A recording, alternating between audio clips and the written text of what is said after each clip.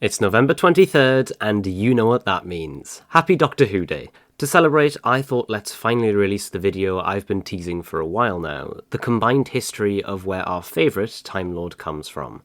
Gallifrey, the shining world of the Seven Systems, where the leaves were silver and the second sun would make the mountains shine. On the continent of Wild Endeavour, in the mountains of Solace and Solitude, stood the capital, the Citadel of the Time Lords, the mightiest race of the universe, doing nothing but look down upon the other species of its universe. But it wasn't always that way, and it won't always be. This is its story.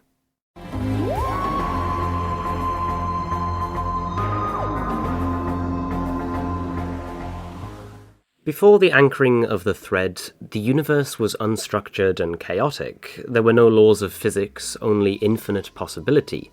The Dark Times, also known as the Old Times or the Age of the Pythia, were divided into the time of empires and the time of chaos.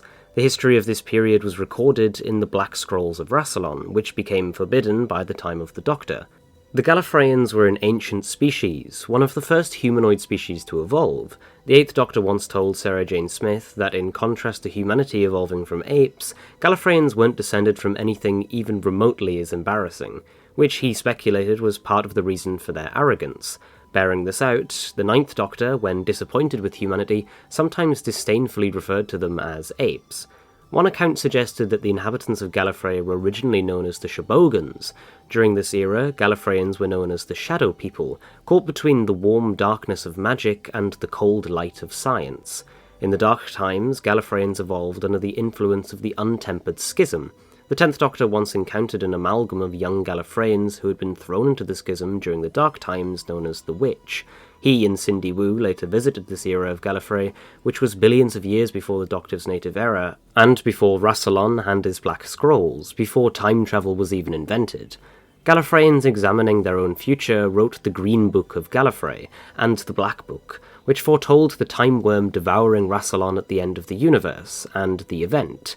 Another Gallifreyan prophecy from the Dark Times said that a vampire would survive on a world that would be called Ravalox.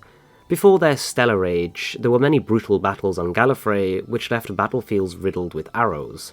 According to the story of the Old Man and the Blue Box, the Gallifreyans were a primitive tribe before the arrival of an old man from the Victorian era, who introduced them to the concepts of civilization and granted them the secrets of space-time travel. Magic dominated Gallifreyan culture for a long time, but their technological advancement was also unparalleled. According to the Matrix, the first ever explorer to leave Gallifrey was Tech-Tayun. Using what the Spy Master described as dangerous, unsophisticated time travel, Tech-Tayun explored new worlds and galaxies, finding the timeless child beneath a gateway to another dimension. She would eventually return to Gallifrey with her child. A Time Lord emissary once reminded the Fourth Doctor that Gallifrey had transcended such simple mechanical devices as transmat beams, when the universe was less than half its present size. Under the rule of the Pythia, a line of female seers, Gallifrey built an interstellar empire. Empowered by transmat and other techniques of interstellar travel, Gallifreyans spread throughout the universe, subjugating or shepherding all new species they encountered. They built alliances with any powers they couldn't conquer, creating the fledgling empires. Soon their colonies were spread throughout the galaxy. The Gallifreyans were involved in a large slave trade, with slaves brought back to Gallifrey and used in precursors to the game of Rassilon. The Monaxi were large business partners with Gallifrey in this time, causing much harm among the universe. At some point, the Gallifreyans fought against the Great Old Ones. Despite utilizing scientific technology, the Pythia perpetuated mysticism on Gallifrey and opposed the use of reason. Many Gallifreyans worshipped the Menti Celesti, a group of leading Eternals including pain, time, death, life, and fate. Telepathy was used for communication rather than speech, and because of it, few individuals kept their own secrets. Gallifreyan religious classes, including priests, monks, and wardens of the church, had a high place in Gallifreyan society until the rise of the Time Lords, until the rise of Rassilon. The Kautura visited Gallifrey and, aware of the eventual rise of the Time Lords, judged its people as having much to offer. They imposed death, which the Gallifreyans called the ultimate. Many accounts offer different perspectives on the origins of Time Lord society. While documents from this time would be the main source of information for later Time Lords, these documents were never completely true, and a fragmentary vision of Gallifrey's past was common in the Doctor's era. Compounding this, key events of this era of history were often directly influenced by time travelers from the relative future, with Alice Oberfune noticing that reality was constantly shifting at the edges. In later times, interventionalists often planted new mythologies and false histories into the past via the caldera for political gain. As new cultures evolved and began to impose their own understandings and versions of meaning onto the universe, a definite framework began to emerge. Since these other species could be completely different to the people of Gallifrey, their assembled history was feared to grow unkind to the Empire. Indeed, some unclassifiable events were glimpsed in the formative future. The first time technology was developed and used to avert such events. The first time machine, the Timescape, was powered psychically rather than technologically. The Archons claimed that the Time Lords didn't discover time travel for themselves, but developed it after they declared war on the Archons and stole their technology, leaving only 7 survivors trapped in the Nameless City at the Great Desolation. To permanently fix this issue, Rassilon decided to conduct the anchoring of the thread. The machinery needed to build the structure of time was bigger than anything else ever built on Gallifrey. The planetary mass of an engineered planet, crowned Time, was employed to bind time, converging on the temple of Atropos, where all of time would pass through 6 Muri, whose will would keep it controlled. Proto-time ships embedded themselves at various strategic points of space-time, serving to anchor the threads of history into one whole, with these points later becoming load-bearing node points of linear history. The Eye of Harmony played an important role in the anchoring as a sort of hitching post of chronology, with later legend claiming that the Web of Time could not exist until Rassilon built the Eye. With the Eye active, Rassilon was able to make the universe into one of positive time, with Gallifrey anchoring the continuity of the universe into a system where time was finite. Some academics pondered if, by the same logic that matter had a counterpart in antimatter, positive time had a counterpart in the form of a chaotic force called anti-time. Romana 2 once stated, positive time, the web of time, must have its shadow, according to all laws of the rational universe Rassilon had established. According to some obscure legends, the Time Lords preserved a small sliver of irrational reality, the second, so that they could reverse the anchoring if it did not go as planned. The Time Lords' plan for ending the Dark Times and beginning the Web of Time involved a war between the Pandavas and the Kauravas. Specifically, it required Krishna to be killed by an archer. King Jarasandha foresaw this future, and tried to ensure Krishna would die of old age, but the Time Lords intervened, and history was successfully rewritten. On Gallifrey in Year Zero, a ceremony was held at the Machine Heart on Gallifrey, during which the anchoring was finalised as the structure of history was literally locked in as Rassilon used the Great Key of Rassilon to activate the Eye of Harmony. Standing by his side were a number of other Gallifreyans, elite representatives of the 6 ruling houses or chapters, there to bond their chapters' biologies with the newly structured universe at a fundamental level. At the same time, field agents took their places inside the proto-time ships, which had embedded themselves at the future node points of history. The day ultimately ended in disaster, as a monstrous entity from outside the universe took this opportunity to break into the space-time continuum, killing most of the representatives and wrecking the machinery. This created the caldera at which the capital would be built upon. Some within the reordered universe opposed the Time Lord's decision to bind time in the service of space. The Ravagers, 2 powerful beings, were at the forefront of a war to unmake what the Gallifreyans had planned, and prevent the Dark Times from ending. During the final battle of the conflict, they took control of the Temple of Atropos, and banished the 6 Muri. However, an elite team of the division, led by the fugitive Doctor, was able to capture the 2 Ravagers and smuggle the 6 Muri back into the temple, where they once again took their places and controlled time. The Mammoths, who possessed powerful magic and ruled humans on Earth in their original sentient forms, also opposed the Time Lord's actions. The Mammoths on Earth lost most of their powers in the anchoring, preventing them from immediately fighting back. However, their leader, Cernunnos, survived and would later set about unravelling the web of time, with one account implying it was he who became the enemy and sparked the war in heaven. After the anchoring, Gallifrey was set apart from the rest of the universe as an observer and definer of the web of time. The Time Lord's protocols, such as linearity, became laws of physics itself. The universe's infinite possibility was limited, the Time Lords instead defining what was rational. This caused whole civilizations to simply disappear, as Rassilon now had the power to choose what species developed. He exercised this in his imprisonment of the Divergents, who he saw as a possible rival to the Time Lords. The imposition of the Web of Time also drove the children of the Pythia to powerlessness. However, in doing this, the Time Lords surrendered the creative and changeable parts of their souls, which collected in a cloud in Gallifrey's atmosphere before being banished into the Time Vortex by the first king of the majestic clockwork. At the same time, the Time Lords also lost their fertility, prompting the creation of looms and the great chapters of Gallifrey to stabilize the population. As a result, Gallifrey began 10 million years of total cultural stasis. In exchange, they were indestructible, with their metastructure of history preventing the creation of rival biological lifeforms. In the wake of the anchoring, multiple parties fled Gallifrey in the first diaspora.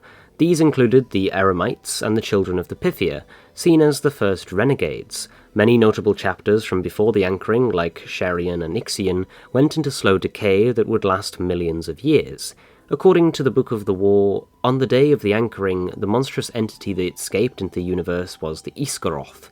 This began the Eternal War. However, other accounts indicated the great vampires were already active in the universe before the Gallifreyans had power over time, with it also being possible they escaped into end-space during Rassilon's early experiments using black holes. No matter the cause, the time of chaos had begun. The dark times were closed off through the temporal exclusion zone, a form of time lock that was theoretically impenetrable. Following the anchoring, magic was banished from the universe. Psi was the last magic that survived, hidden in various cracks and bubbles throughout the universe, due to the fact it was closest to science.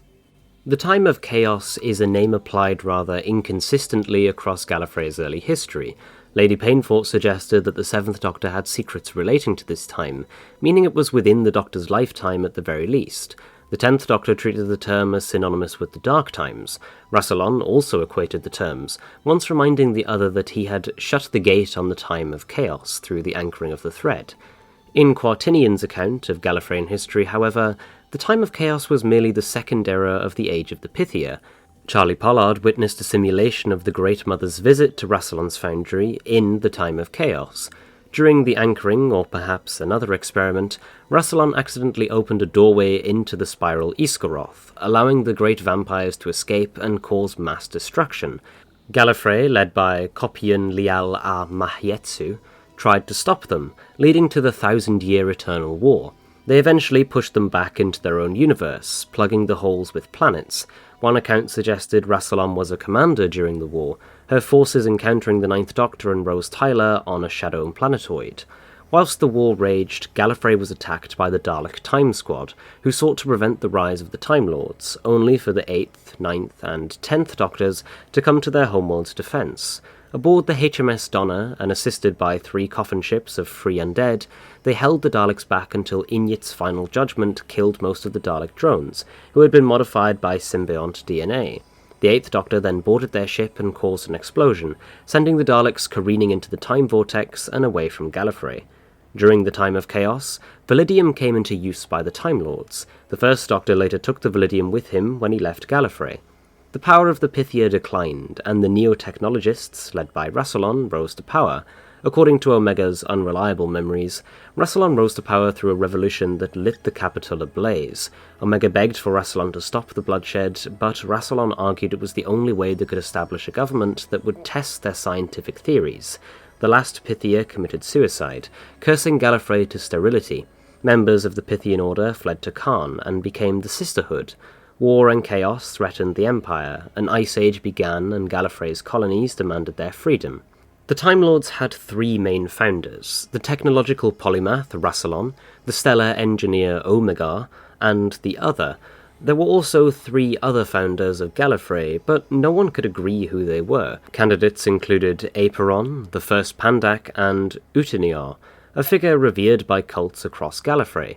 The Tachronomancers worshipped a paradoxical 7th founder, who they nicknamed the Other, a nameless, genderless, and historyless figure. It is unclear whether this Other was the same as the Other that was part of the Triumvirate, although their labelling 7th, which contrasts against the usual count of 6, implies a separate identity to the members of the Triumvirate.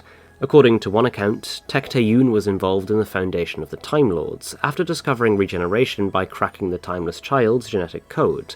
To enable the Time Lords to travel through time without ill effects, Rassilon created the Rassilon Imperator, a bioimprimatur in the Time Lord biodata responsible for mapping Time Lords onto the vortex as pure mathematics. Some accounts suggested he was also involved in development of regeneration, but another claimed that it came about from the first Tecteun's experiments on the Timeless Child. Omega used two stellar manipulators, the Hands of Omega, to detonate a star known as Quababa to create a black hole from which the Time Lords drew the power for time travel. Omega travelled into Quababa to detonate it. According to one account, Fenris, a time-travelling assassin sent by the Order of the Black Sun, sabotaged the shielding on Omega's ship, and he was pulled into the newly created black hole. Through sheer force of will, Rassilon kept the Gallifreyan space station from being pulled into the black hole. He then found Fenris and banished him into the zone of no return. Although he survived in the antimatter universe, Omega was presumed dead. It was later rumoured Omega's death had been arranged by Rassilon and carried out by Omega's treacherous assistant, Van Kirian. Recruiting time sensitives from the outer regions beyond the capital, Rassilon began developing Type 1 TARDISes, using time travel technology salvaged from Fenris's time belt to create a navigational system. The Archons claimed they had invented the seeds from which TARDISes grew. After a failed test flight of a Type 1 by Theta Sigma, who was actually the 11th Doctor, the first successful test flight of a prototype TARDIS took place on Henlon. 12 war TARDISes were subsequently created to use against the vampires. The Eternal War came to an end after the creation of bow ships, originally designed by General Skelis and ordered into construction by Rassilon. All the great vampires were killed, except the king, who Rassilon spent a decade searching for in vain.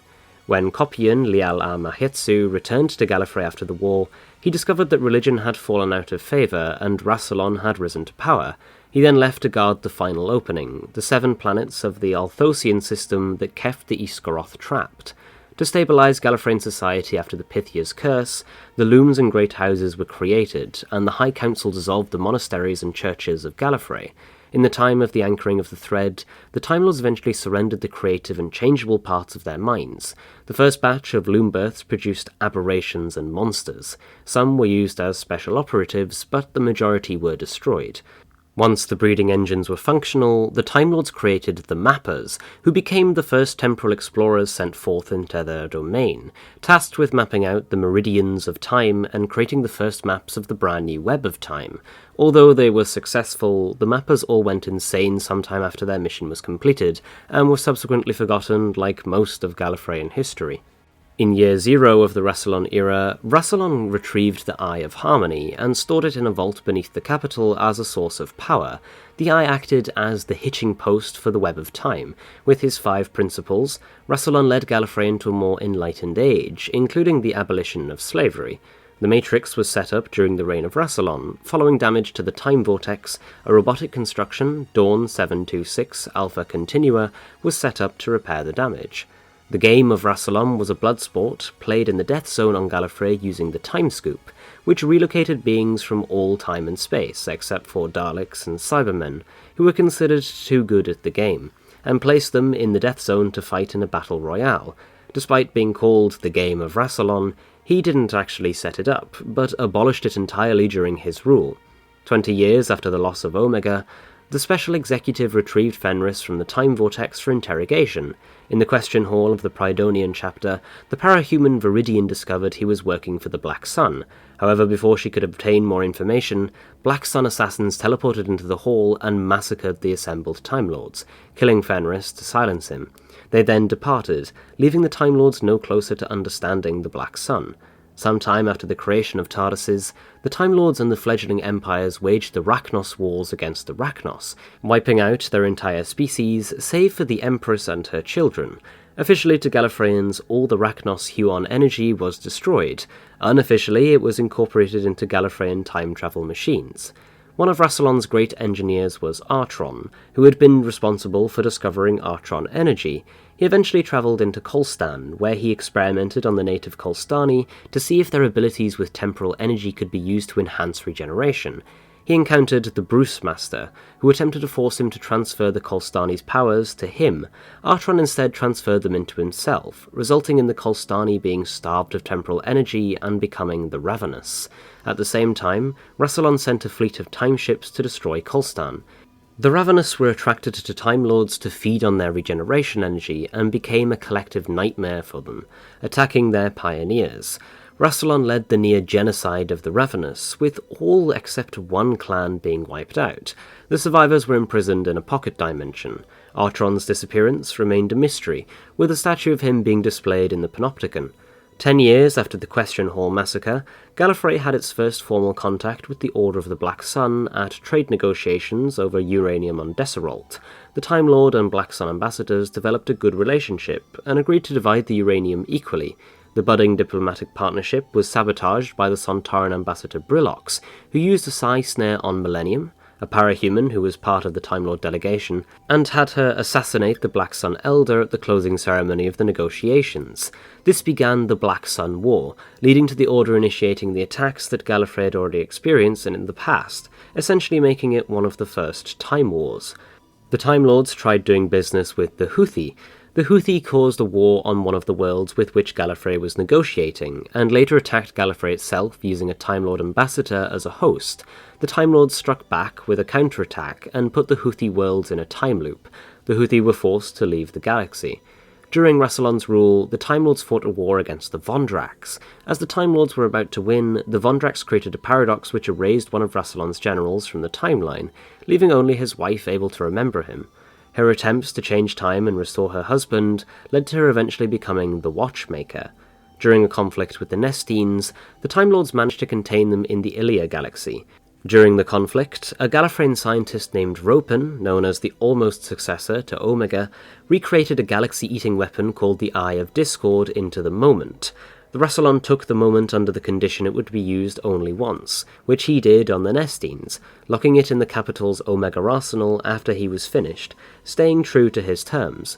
According to the 11th General, the moment was the last work of the Ancients of Gallifrey. After dreaming of a future Time Lord Empire that used its power to suppress the weak of the universe, Rassilon instituted the non-interference policy. It would be remembered that the policy was created due to the damage done by the Time Lords to other lesser species, including the minions and the inhabitants of Clist and Plastrodus 14. Rassilon's rule as it went on began to move closer to despotism, with Gallifrey's borders being sealed off, with hostility against the natural-born rising. Patience, one of the last womb-born Gallifreyans, was taken by her husband to the machine for safety, a prototype TARDIS. According to one account, the slide into tyranny forced the other to send his granddaughter Susan and her nanny to the spaceport for safety. Then he cast himself into the prime distributor of the looms, unweaving himself. The division was founded on Gallifrey, to intervene at times when policy and reality diverged. An incarnation of the Timeless Child was recruited into its ranks. Over time, the division grew in size and influence across the cosmos, recruiting agents from every species. Notably, the division resolved the siege of Atropos, in which 2 Ravagers had discovered the Temple of Atropos and seized it, evicting the Mori and therefore endangering the Web of Time. 4 agents of the division, including the Fugitive Doctor and Carvanista, were dispatched. The Doctor's plan to restore the Mori succeeded, though multiple passenger forms filled with millions of hostages were erased by the Ravagers during the confrontation. The Ravagers were taken and imprisoned by the division. 150 million years BCE, Rassilon defied the non-interference policy and led the Time Lords against the mad mind of Bottomiriel in the Millennium War, one of the first Time Wars to involve most advanced races such as the Demons, Osirans, Exelons, and a Sontaran Rutan alliance. During the war, the Time Lords received helps from groups in their future, such as the Mask Makers of the Pageant, the Ministers of Grace, and, more importantly, Faction Paradox. The war ended when the Naimon and the Osirans dropped 10 million quantum collapsars into the Mad Mind. When the Mad Mind was breached, the Time Lords caught it in a time loop, forcing it to repeat the same nanoseconds over and over again. After the war ended, the survivors met at the Midnight Cathedral on Earth's moon, asking the Guardians of Time to erase their memories of the Millennium War, which they did with the Key to Time. One legend said that despite Rassilon's great achievements, the Time Lords rebelled against him, and he was imprisoned within the Dark Tower of the Death Zone. Rassilon survived both in the Tower and in the Matrix. Following the establishment of the Time Lords, Gallifrey entered a long period where very little changed.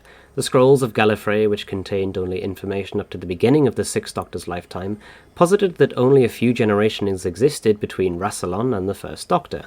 The Fifth Doctor similarly once remembered that only a few thousand years had passed since Gallifreyans first pioneered the Time Vortex during the time of the Other. The Infinity Doctor and Marnell both came from a time 2 million years after the Time Lords began. Meanwhile, at his trial, the Sixth Doctor accused the Time Lords of having held absolute power for 10 million years, which would be corroborated by later Doctors and the Book of the War. At yet another point, the final day of the last Great Time War, Rassilon claimed that the surviving High Council had a billion years of Time Lord history riding on their backs, a legacy which he refused to see perish at any cost. In any case, millennia of isolation induced a complacency among the Time Lords. Their technology and power stagnated, even as other races became more powerful and dangerous. By some accounts, including the Scrolls of Gallifrey of Postar the Perididius, it was the President who had succeeded Rassilon, Pandad, who faced the rise of ambitious Time Lord Morbius. He had a strong personality and endless ambition, qualities which had not been seen among the Time Lords for generations. He advocated for a more equalitarian and interventionalist Gallifrey, and amassed a cult around him, until he felt in a position to demand the presidency. Accounts differ on whether Pandad simply exiled Morbius, or if he succeeded in becoming president for a time, beginning his campaign against the universe, only to be backstabbed by the High Council and exiled.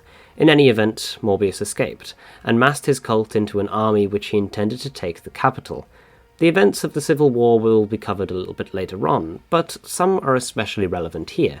According to the shifting murals of the Temple of Morbius, events of the Civil War included the Siege of Skaro, Declaration of Hate, and the return of the vampires as a third party. At the end of the war, Morbius, who was still in his first incarnation, was put on trial on the planet Karn. His execution via dispersal chamber was decided in advance. However, it went horrendously wrong. President Pandad fell to his death from one of Karn's cliffs as he was about to pronounce Morbius's sentence. In the confusion, Mahendri Solon, one of Morbius's human followers, spirited his brain away before Cardinal Helron, of Pandad's High Council, managed to action the machine and disintegrate Morbius's body. Helron proclaimed himself the new Lord President, and to preserve stability he made some concessions to the more approachable aspects of Morbius's political movement. Using the Elixir of Life, the Time Lords could now obtain, thanks to an uneasy alliance with the Sisterhood of Karn, more Gallifreyans were granted regeneration.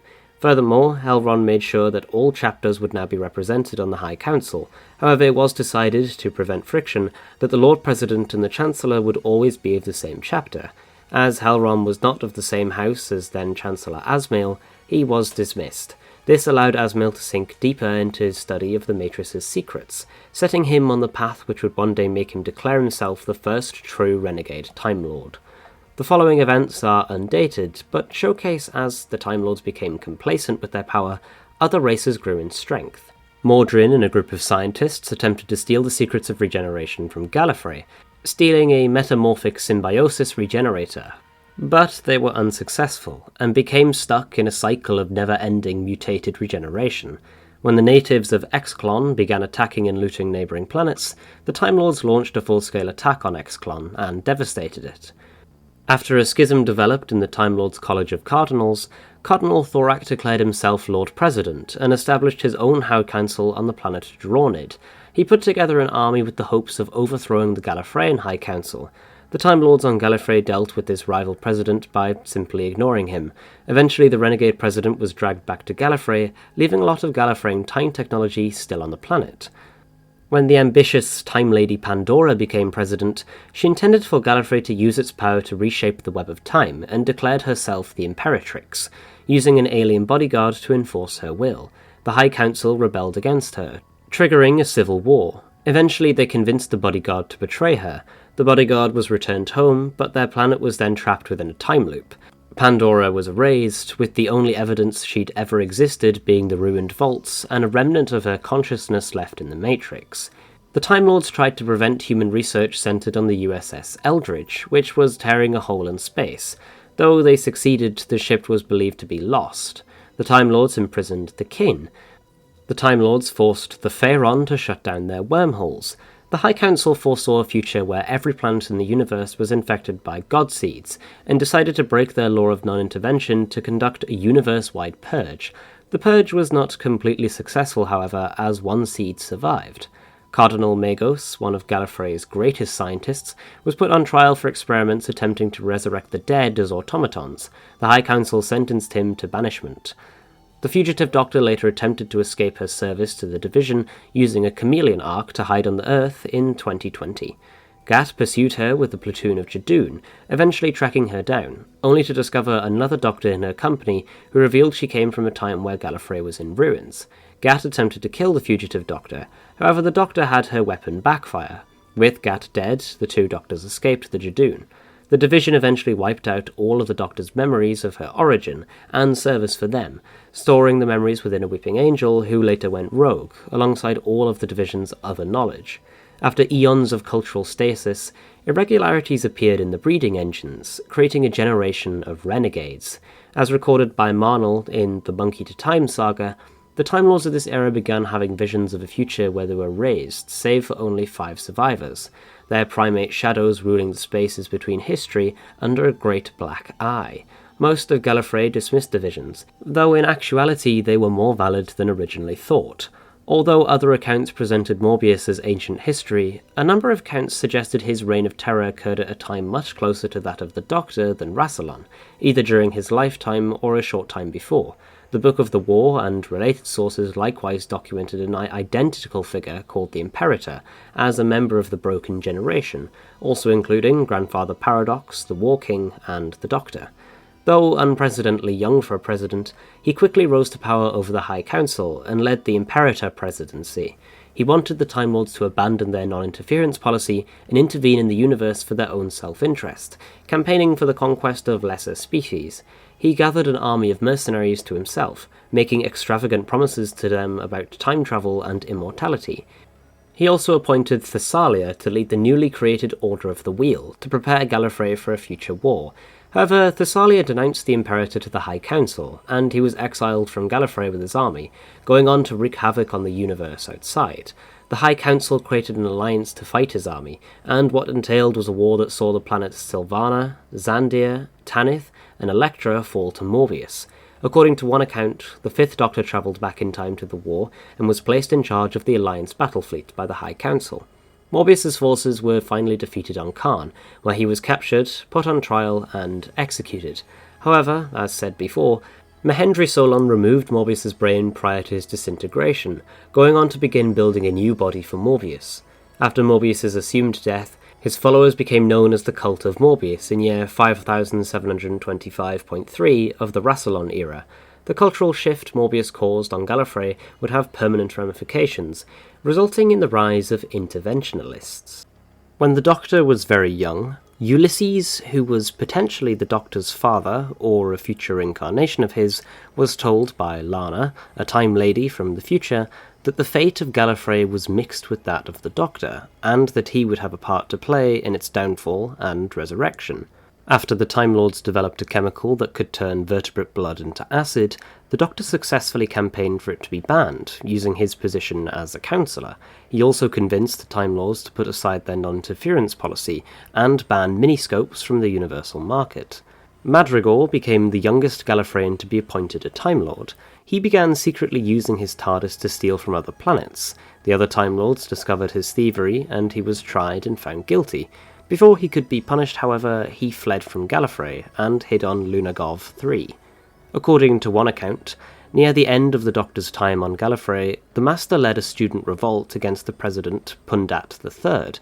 They wanted to restore Rassilon's law by replacing Pundat with a descendant of Rassilon and stop a dynasty from forming. After Pundat died from stress, the rebels found the last living relative of Rassilon, a 7-year-old Time Lady named Larn. The students attempted a coup, but were stopped by Citadel guards. During the coup, the Master managed to assassinate the new president, Slan. Shortly afterwards, both the Doctor and the Master left Gallifrey, with Lady Larn stowing away on the Doctor's TARDIS. According to another account, the Doctor and Susan left Gallifrey during a major conflict. Fearing that one of the sides would get the hand of Omega, the pair stole a TARDIS and took the hand far away from Gallifrey. Other accounts indicate that the Doctor and Susan did not leave Gallifrey during or shortly after a major conflict. These events are constantly changing. It seems that the Doctor's early life is one particular point in time that could be described as unstable. Although the second Doctor tried to avoid the Time Lords during his travels, he was forced to contact his people when he encountered a situation too difficult to sort out on his own. The renegade war chief had allied himself with the warlords to collect soldiers from various points in Earth's history to create an army to conquer the universe. The Time Lords came and erased the warlords from time, and returned all the soldiers and the Doctor's companions to their native times and places. The Doctor was put on trial for stealing his TARDIS and sentenced to forced regeneration, and exiled to Earth in the late 20th century. The Doctor's sentence was postponed by the CIA, so he could perform several missions for them. His sentence of exile was later enforced, however he escaped before they could change his appearance, and hid at the Carlton Grange Hotel. The Time Lords used animated scarecrows to lure him and force his regeneration, placing him aboard his TARDIS, which took him to 20th century Earth, where he joined UNIT as their scientific advisor. The CIA later discovered that the Second Doctor had created a paradox shortly before encountering the Warlords, during a visit to London in 1688. They sent an agent to meet with Jamie McCrimmon near the end of his life. The agent restored Jamie's memories and had him tell the story of his first visit to 1688. The Doctor, Jamie and Zoe had met King James II shortly before the Glorious Revolution. Jamie had created an alternate timeline by encouraging the king not to flee England. In the new timeline, the Doctor never met Jamie, and therefore nobody encouraged him to stay in England. The agent stabilized the timelines while the Doctor fixed history in the past. The agent then removed Jamie's memories of the Doctor at his request and left.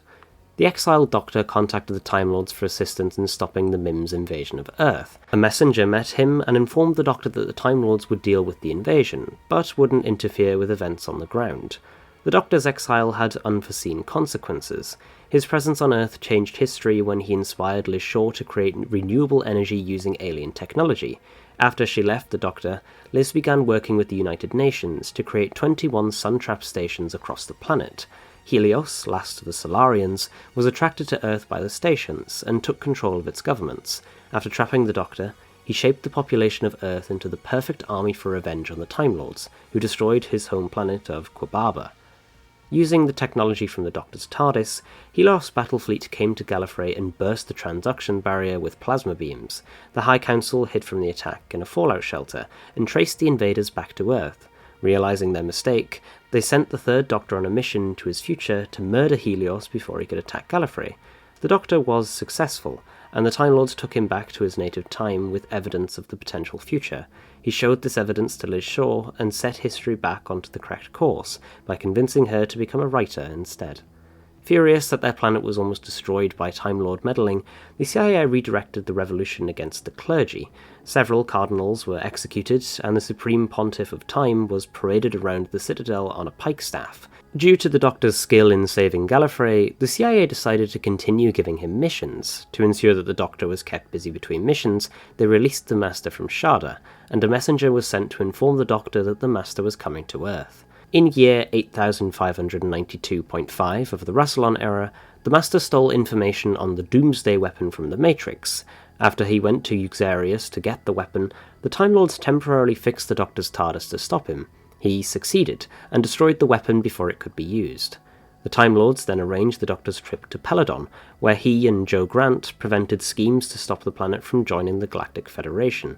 After the Amulet of Wastelands was lost in Earth's history, the Conclave of Grails and Antiquities recruited the Doctor to retrieve it before it could be used to rewrite Earth's timeline. The Doctor found it in 1943 and prevented it from being used by occultist Nazis. Leaving the amulet in the care of an LCS wing commander, the Doctor informed the Time Lord messenger that they would have to do without it. The Time Lords were easily rendered helpless when a force of antimatter began to drain energy from Gallifrey. They were forced to rely on the Doctor, with the President authorizing the allying of him with his previous two incarnations. The Doctors discovered that Omega was responsible, and were taken to the antimatter universe he had resided in since his betrayal by Rassilon.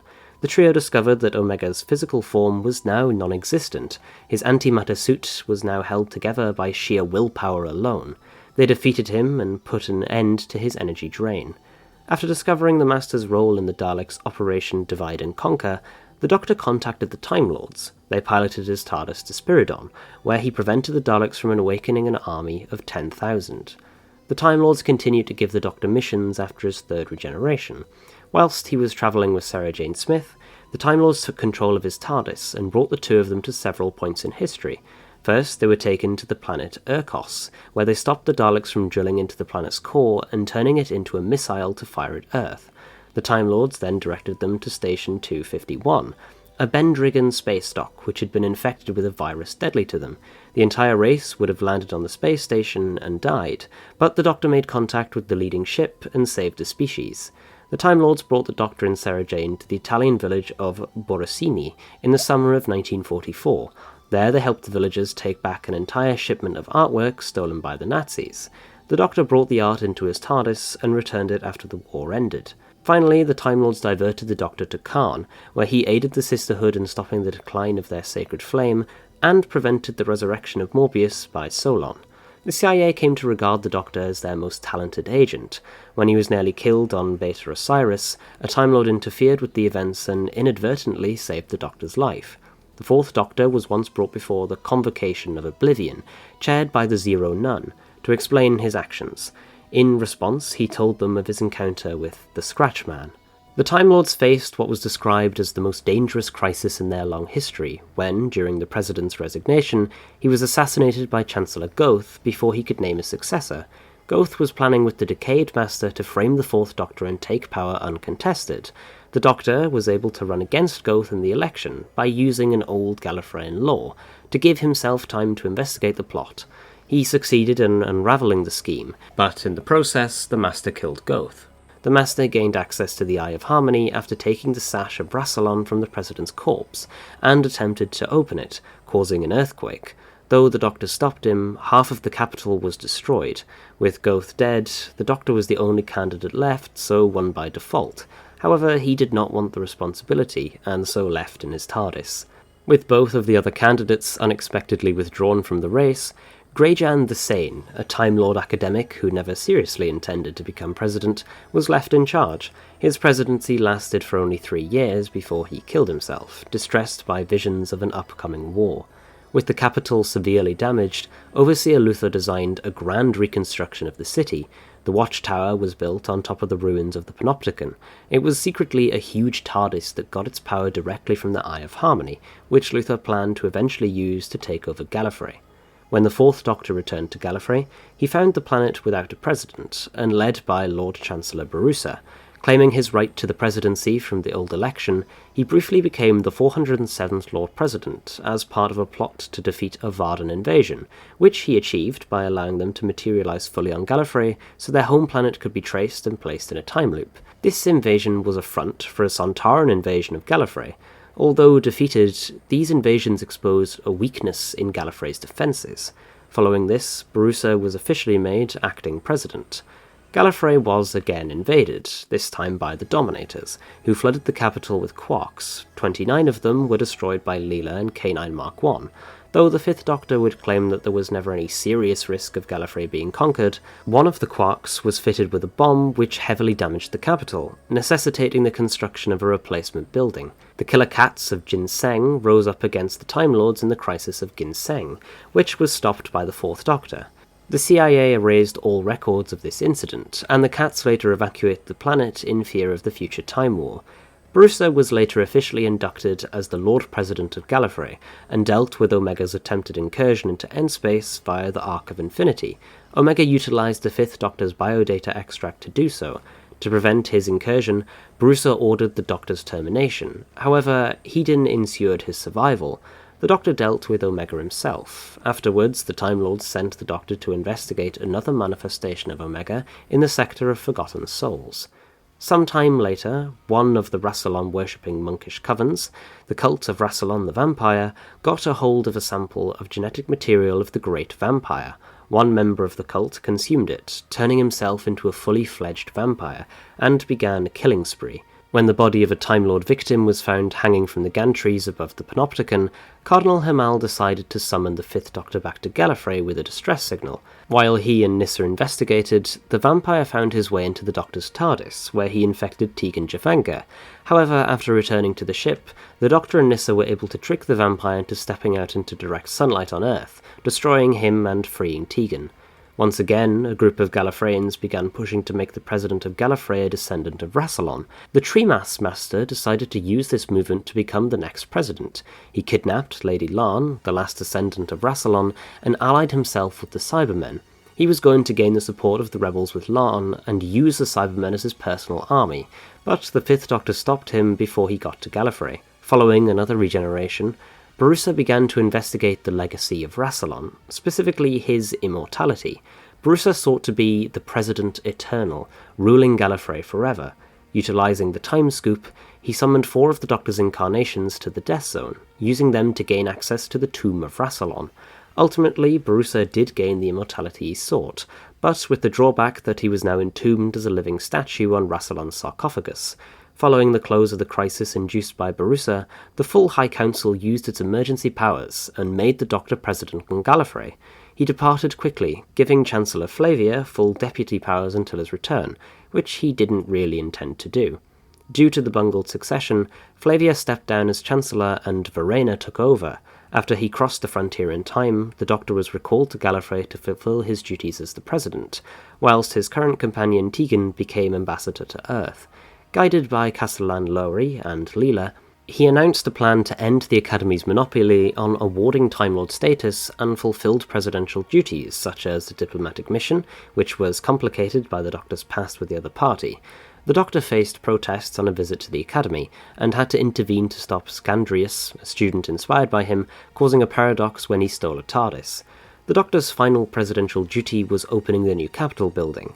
After they began to encounter dimensional anomalies whilst touring the building, Verena confessed the building was actually a giant TARDIS. She and her political allies had infiltrated the project to give the Doctor this power, so he could put right the evils across the cosmos. The Doctor refused her offer and escaped the malfunctioning TARDIS, which dematerialized with Verena on board. The Doctor gifted the relics of Rassilon to Lowry, handing the presidency to her, and then departed with Tegan in his TARDIS once more. Whilst acting president, Lowry sent Leela to recruit the Doctor to stop Abby and Zara, whose powers were threatening time and space. Flavia eventually became acting president. She became aware of murmurings that the High Council wanted to make its own choice for president, as she had not been properly elected. She offered herself for re-election to resolve this, unexpectedly losing to Nirok. His rise had been brought about by the CIA, who wanted a more easily controllable president. Flavia returned to the High Council, which Nirok began to fill with sycophants. After years of planning their revenge, the natives of Exklon created a spacecraft strong enough to destroy the Time Lords. Using a gravity controller, they brought the Sixth Doctor's TARDIS to Exklon. They planned to use the Time Lords' trust of the Doctor against them by saying that they had formed a peace treaty with the Doctor. While testing the spacecraft, it accidentally caved in where the Doctor was being kept. He managed to escape before he could be used against the Time Lords, and the natives of Exklon were all killed when their caves collapsed. A Time Lord on the High Council intervened to stop the Doctor altering the Vipod Moore's journey into the past, as it would be vital to the Big Bang.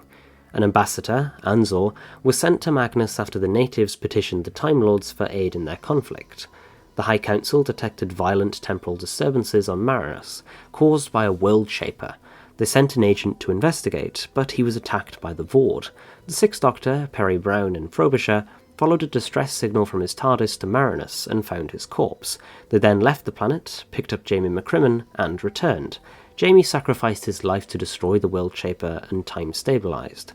A group of Time Lords then came to the planet to clean up the World Shaper technology and prevent the Doctor from interfering with Cyberman history.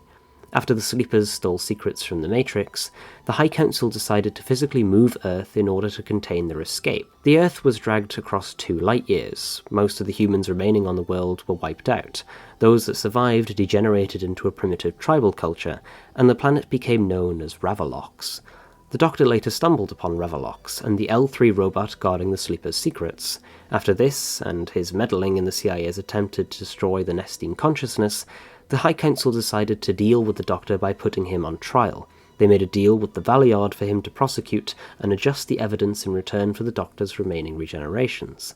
The Doctor was summoned from Thoros Beta to Space Station Zenobia, where he was tried, with Inquisitor Darkel overseeing proceedings.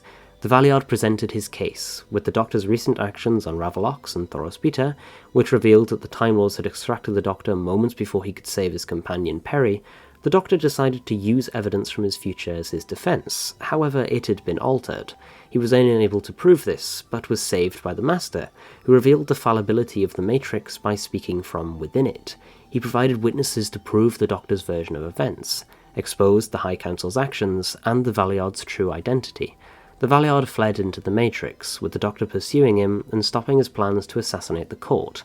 Whilst he dealt with the Valeyard, the 8th Doctor and a temporal duplicate of the 6th Doctor forced Nirok to begin a presidential inquiry. The Master's revelations, meanwhile, caused a revolution on Gallifrey, so the 8th Doctor made a deal with Rassilon for Barusa's temporary release in a saner incarnation to oversee the situation. Barusa convened the Council of Administration, which officially deposed the corrupt High Council and ruled during the following interregnum.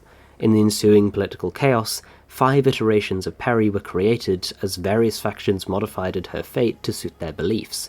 These versions of Peri all coexisted in the same timeline. During this period, a magnetron was used to return Ravalox to its original location, the Valeyard was put on trial, Zenobia was decommissioned, and Regan became coordinator of the CIA, overseeing a project on Earth to transplant TARDIS minds into human bodies, which the 7th Doctor put an end to. The interregnum came to an end with new elections, which returned Flavia to the Presidency, after which Barusa returned to Rassilon. During Flavia's presidency, the Committee of 3 brought Agonal to Gallifrey to fight Rassilon and free Barusa. Having redeemed himself with Rassilon, Barusa refused to go with them, and worked with the 7th Doctor and Romana to defeat Agonal by linking their minds. In the aftermath, Romana decided to remain on Gallifrey. Immediately afterwards, vampire cultist Ruath used the time scoop to seek the vampire messiah Yavin, and targeted the 5th Doctor. Romana was then invited to join the High Council at the same time. By the Rassilonian year 10,639.5, centuries after the capital was redesigned by Overseer Luther, the Doctor was thought by some to be a myth. Elucidator Riggy wrote the book Doctor Who, In Search of the Old Times Fraud. This group was surprised when a wounded 8th Doctor was brought to Gallifrey by the higher evolutionaries, with Faye Truscott-Sade and Izzy Sinclair. As the Doctor recovered, Luther decided that it was the perfect time to initiate his plan to rewrite Gallifrey's history. The final chapter assembled in the Watchtower over the Old Panopticon, draining the power directly from the Eye of Harmony. The final chapter journeyed to Year Zero. The Doctor, Faye, Izzy, and Shade managed to get inside before it dematerialized. As the tower left Gallifrey, it tore apart the entire capital. In the past, Shade pretended to be the Doctor and jumped into the Watchtower's time column. He then redirected the Watchtower back to the now ruined present Gallifrey. Romana too succeeded Flavia as Lady President after a coup overthrew Flavia's government. In year 6776.7 of the Rassilon era, Romana was on a routine visit to Etra Prime when it disappeared. She was imprisoned there by the Daleks for 20 years. During the ensuing caretaker presidency, the Sirens of Time manipulated 3 incarnations of the Doctor to alter history so the Knights of Valicia could conquer Gallifrey. With the aid of Temporon, the Doctors were able to correct the timeline. In year 6796.8 of the Rassilon era, the 6th Doctor arrived on Arcatrix during the Arcatrix Convention. Coordinator Van Cell was at the convention, spying on the other temporal powers' time machines. When Romana escaped the Daleks back to Gallifrey, they followed her and tricked Van Cell into allowing them access to the planet, thinking them to be a deposition from the Monan host.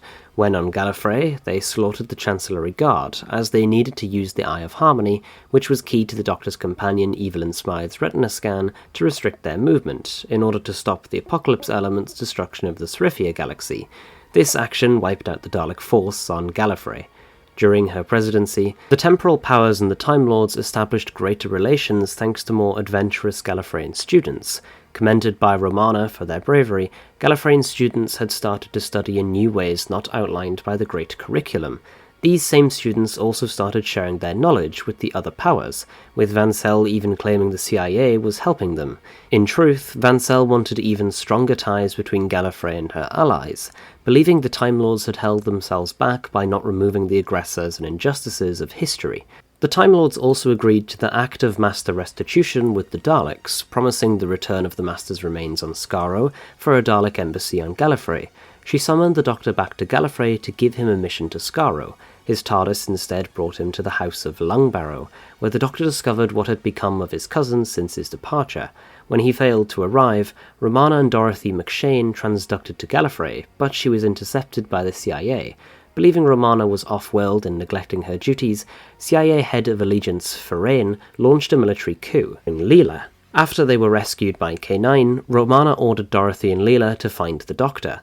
They helped him and some cousins escape Lungbarrow before it collapsed. Forain later agreed to stand down if Romana gave the Doctor the mission to Skaro. The Doctor set off, with his companion Chris Quedge deciding to stay on Gallifrey. Another account suggested the President gave the Doctor the mission to Skaro after he captured the 11 and had him imprisoned on Gallifrey, whereas other accounts held that she simply contacted the Doctor's TARDIS, or that Gallifrey was not involved in the Master's trial at all. When Leela's pregnancy ended the Pythia's curse, Romana negotiated peace with the Sisterhood of Khan and ended the long rift that existed between them and the Time Lords.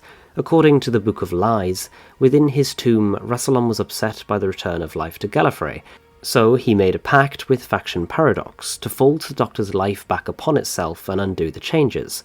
One incarnation of the Doctor, who existed at some point after the life of the Seventh, said that by his time Gallifrey had yet to repeal the first law of time.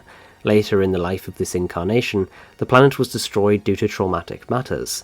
As such, this future incarnation gave up his status as being part of his former identity's life cycle, so that a man in black could restore his homeworld, resulting in ensuing incarnations of the Doctor having no relation to the man who became known as simply Fred. Rassilon's spirit guided the amnesiac 8th Doctor to make small improvements to the web of time, after which Flavia was the current president, and the Doctor went to travel with Sam Jones rather than Grace Holloway. However, the 8th Doctor was later able to remember both Flavia and Romana as the current president, and he had memories of parents as well as being Loomborn. Later he discovered that Romana was the current president. The Doctor recruited Romana and her K9 to come with him to resolve a temporal discrepancy by finishing their adventure in Cambridge 1979, which had been erased by Barusa time-scooping them. He brought them back to Gallifrey afterwards, in time to deal with an incident caused by a vampire cult led by Handrel. On his travels, the 8th Doctor saved Charlotte Pollard on the R101.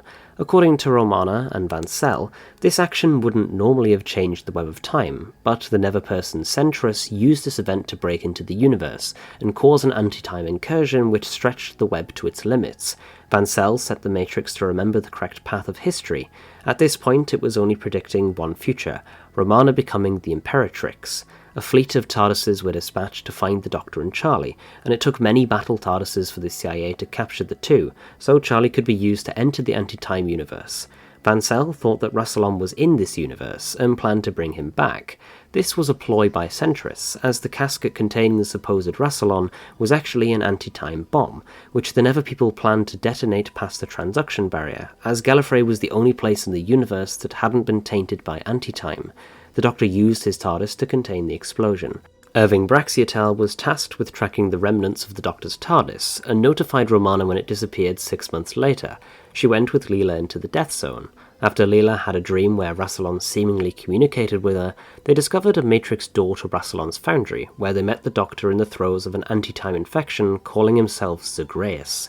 Rassilon intended to use Zagreus to destroy the Divergence.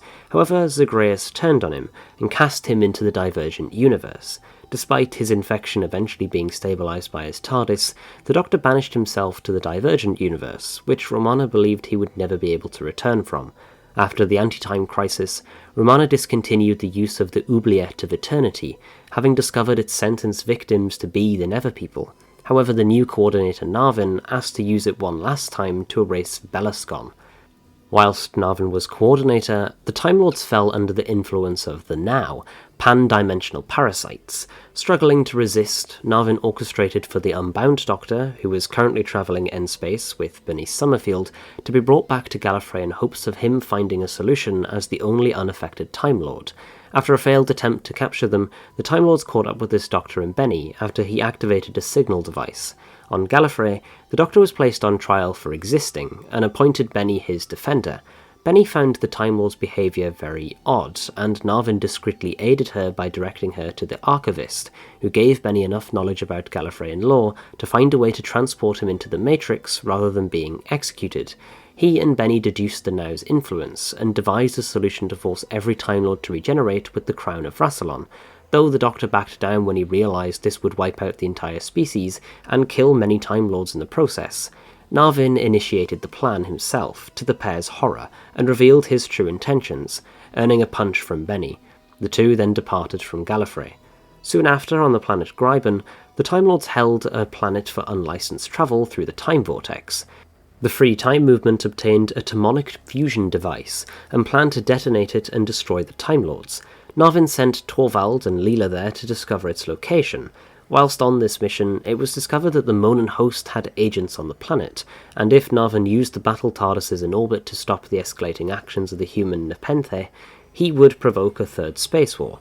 To counteract this, Romana headed to the planet knowing that if the TARDISes had to bomb it, they would kill their president as well. The fusion device was found to be a contrivance, as it jumped forward in time when the countdown finished instead of detonating, and there was no real threat. Narvin then initiated a presidential inquiry into Romana's actions. Leela was then sent to investigate a temporal summit to see if it was as neutral as it was supposed to be, considering the actions of the Architrix Convention. There, Leela discovered that time was being rewritten to make the summit go smoothly. This removed the accidental death of an exotic dancer by the Nekistani ambassador Flinkstab, and the murder of the pool of Unvos. Leela told Romana of this, and she arrived to expose Hossack, as well as Narvin's actions after the Dalek attack on the Monan host world, as the Monan Vrel was committing acts of terrorism because of it. By now, Romana's inquiry was ready, and Inquisitor Prime Darkel was presenting the case for the prosecution. In obtaining evidence for his mistress, K9 Mark II accidentally set off a data bomb in the Matrix.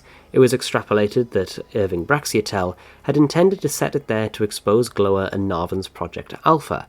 In discovering this information, Romana found that Braxiatel was transgressing the laws of time by conversing to his past and future selves in creating the Braxiatel collection. As Braxiatel did not recall actually having planted the bomb due to the project's discontinuing, Romana realized that history had been changed, and confirmed from Narvin that Alpha had stopped due to the demonic fusion device disappearing. She and Braxiatel corrected history by travelling back in time and stopping the servitors stealing the device to deliver to Free Time, resulting in Project Alpha going ahead and destroying the planet Binyos, which was covered up by the High Council at the time and started Narvin's career in the CIA. The inquiry was abandoned by Darkel, as due to the temporal machinations the device on Gryben had now been both fake and also real. Mephistopheles Arcadian invited Romana to France in 1939, as she would find something useful about the Free Time Movement and the CIA agent Torvald. As she, Leela, Narvin and Torvald encountered Torvald's past self, it was revealed that Andred was not dead, and had been impersonating Torvald for months, as he could not account for the younger Torvald's actions. It was also discovered that Torvald had been behind the theft of the device, though he did not live to see the crisis he created. Romana decided to allow non-Gallifreyans to attend the Academy, much to the disdain of Darkel. It was at this time that an ancient evil from Gallifrey's past started to regain a presence by hijacking Narvin's brainwaves. As Leela was combing the catacombs after discovering that her husband was not dead, she encountered Pandora, Gallifrey's first Imperatrix within the Matrix. Romana had encountered Pandora in her youth, and was given the Imperatrix Imprimatur. Pandora wanted to make herself corporeal by taking over Romana's biodata.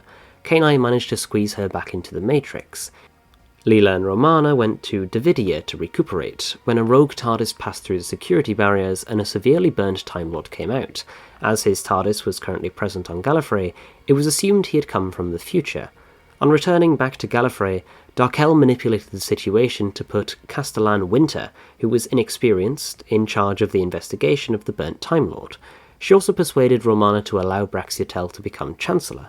Meanwhile, the student Gillestes tried to poison the water in the name of free time, though Andred stopped her. K9 analysed the poison and found it to be the Dogma virus. Pandora then invaded Winter's mind, which sent him mad, causing him to drink the virus vial and be shot by K9, making him become the burnt Time Lord he was investigating.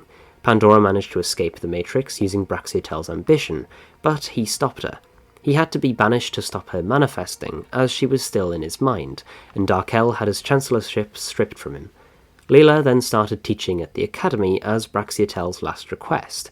Here she taught about how to live within Time Lord society. With the new Chancellor Valles, Darkel proceeded to try and find any ways to get the alien students off the planet. In the process, she caused the death of Taylor Addison, who was trying to keep his friends together throughout this time. He discovered a chamber under the Panopticon and was killed trying to find its secrets.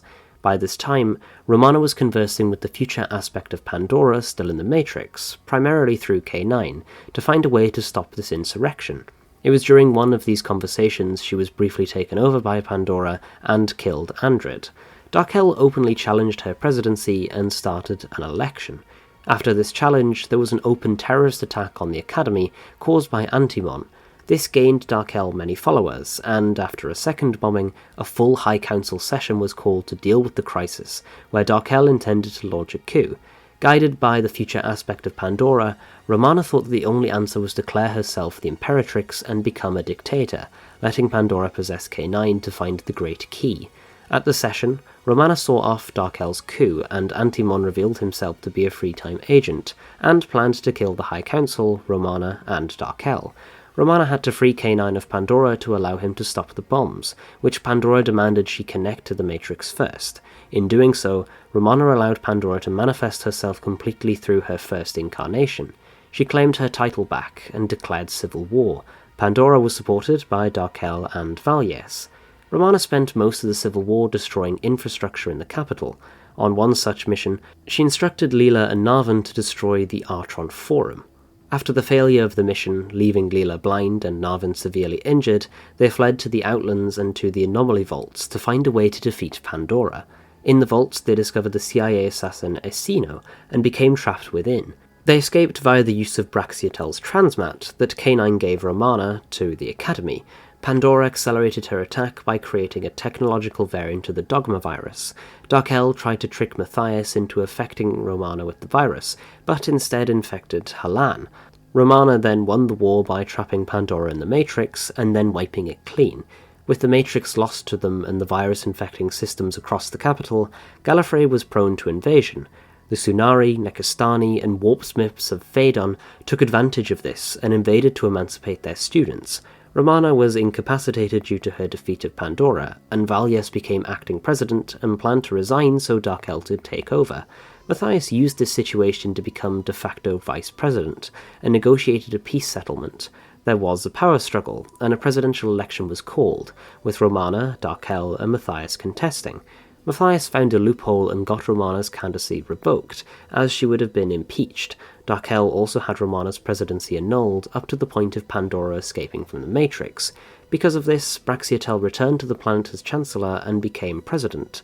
Darkel tried to get him to lose control of the part of Pandora in his mind, which was successful and ultimately killed her.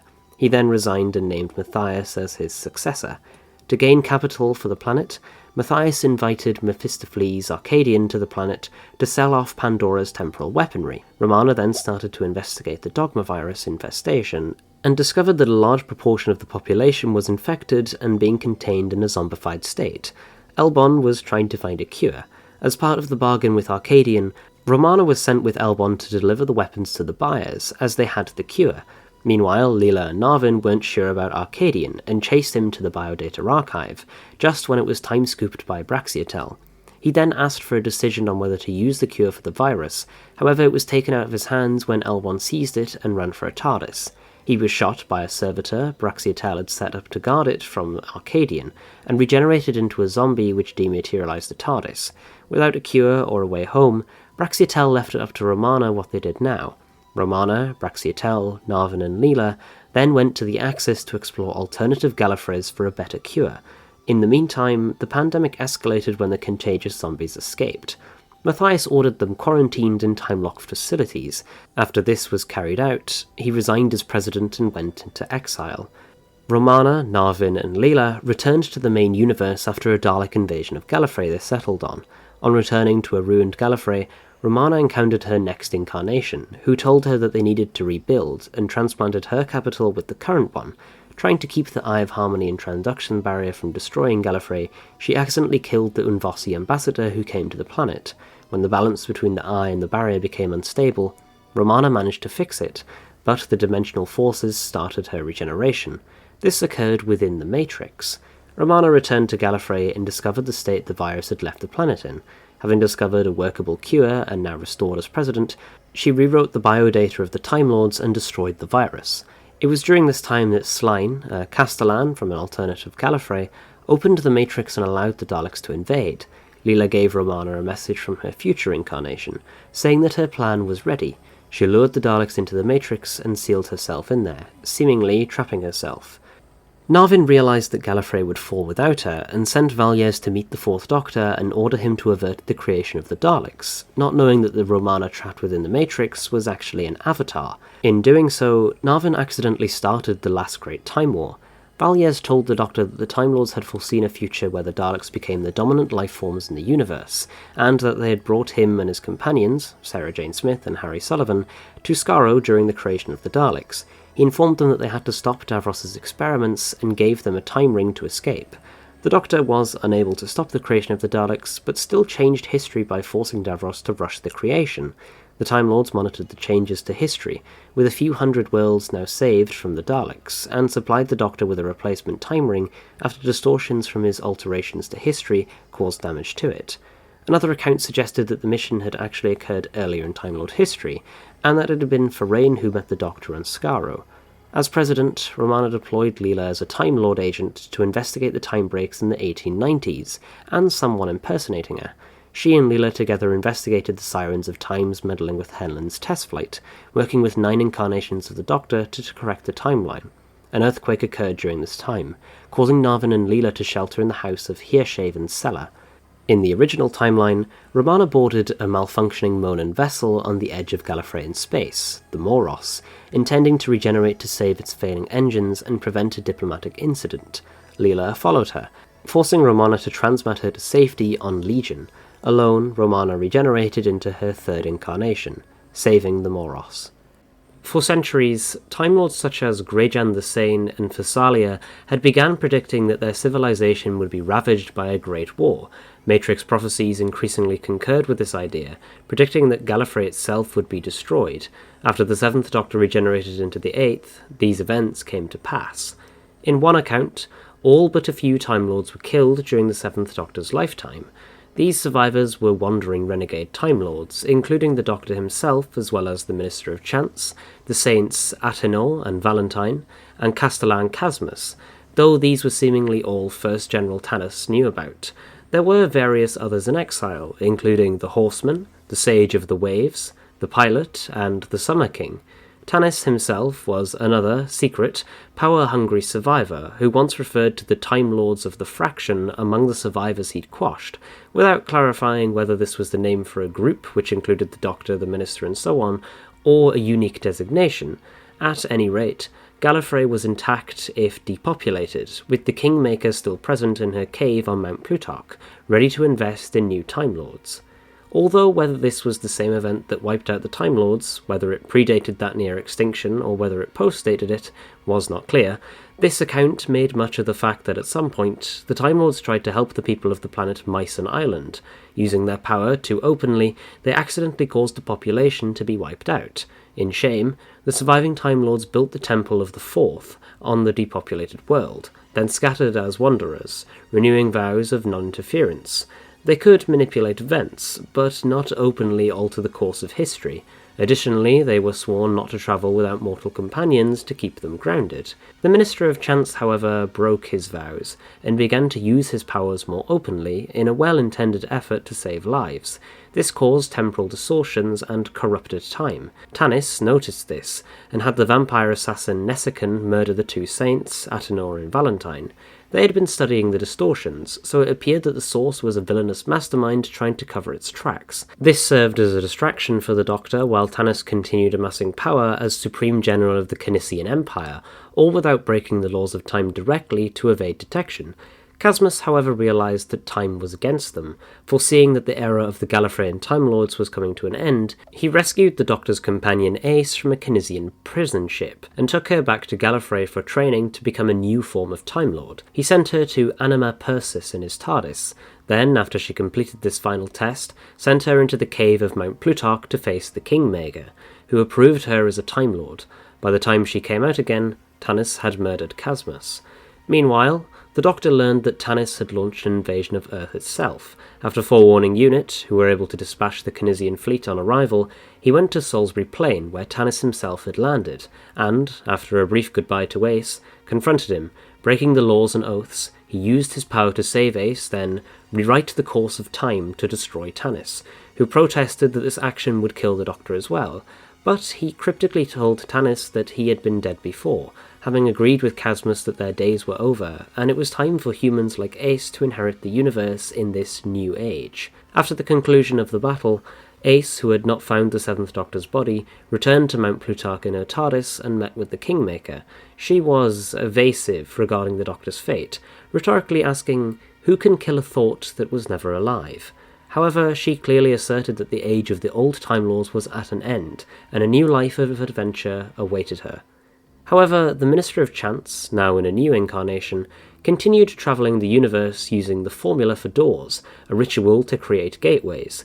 He remained in contact with several additional survivors: the Horseman, who had willingly accepted exile to a ravaged planet in punishment for misusing his powers, the Sage of the Waves, who had become a recluse in the Great Keep, the Summer King, dwelling on the Isle of Apples, and the Pilot, who ran a barge on the altered-dimensional River Hex, through which the Isle could be accessed. These survivors had been part of a dissipation pact, who agreed to lock most of their power away in talismans to reduce the temptation of using them frivolously. Together, they killed another of their number who had taken a human wife and began to misuse his powers. Unbeknownst to them, however, this renegade had a hybrid child, Rathan. As Rathan grew up, they began to realize the extent of what they could do, and tried to conquer the universe, causing further distortions which displaced several celestial bodies, such as the Near Cluster. The Minister and the Horseman initially blamed each other for the act, but the Minister's companion Kitty allowed him to realize that there was another hand at work, and they eventually identified and defeated Rathan, killing them beyond their ability to regenerate using Nemerant. The Minister then resumed his travels with Kitty.